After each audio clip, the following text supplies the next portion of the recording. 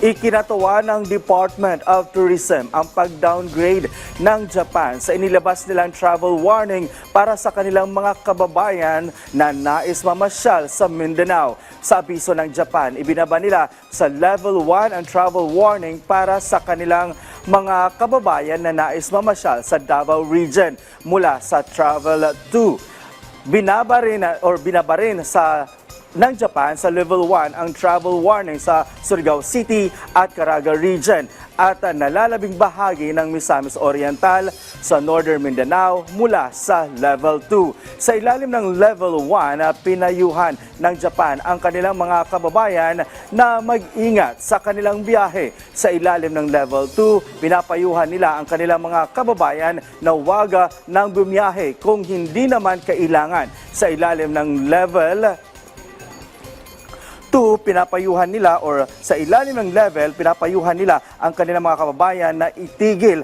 ang pagbiyahe sa mga delikadong lugar.